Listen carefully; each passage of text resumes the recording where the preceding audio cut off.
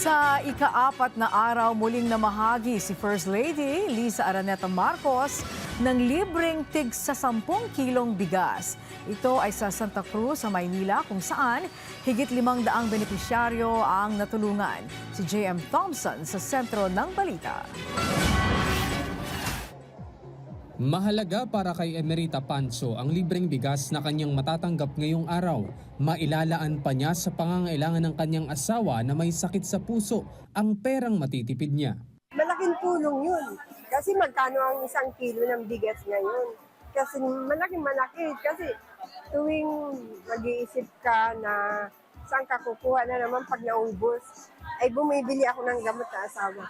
Naging emosyonal naman ang ginang dahil sa kanyang pasasalamat na kahit papaano'y masisigurado niya ang laman ng kanilang hapagkainan at gamot para sa kanyang asawa. May isang hiling lang siya. Malaking blessing lang to. Sana masundan pa rin dahil para sa gamot naman. Pumila rin si Casey Peñamante kasama ang kanyang anak para makuha ang libreng bigas. Anya, makababawas sa gastusin nila ngayong buwan ng nakuhang bigas dahil mahigit 2 linggo rin itong magtatagal.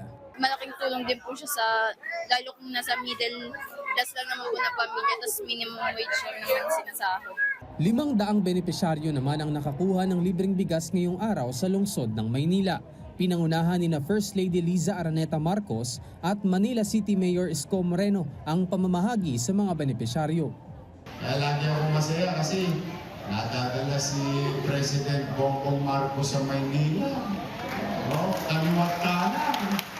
Anything na makababawas sa gastusin natin araw-araw, napakalaking bagay para sa mga bawat pamilya natin. Sa pamamagitan ng unang ginang, ipinaabot naman ni Pangulong Ferdinand R. Marcos Jr. ang kanyang mensahe. Itong konti ng bigas na ibibigay mo namin, alam mo niyo, we cannot eradicate poverty 100%, but at least we can lessen the burden, no? So, sana itong konti na ibibigay namin will help you in the days to come.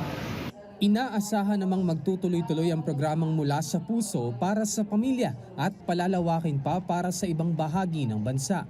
Ito ay makatutulong sa mga benepisyaryo na higit na nangangailangan para kahit papano'y masiguro na may laman ang kanilang hapagkainan.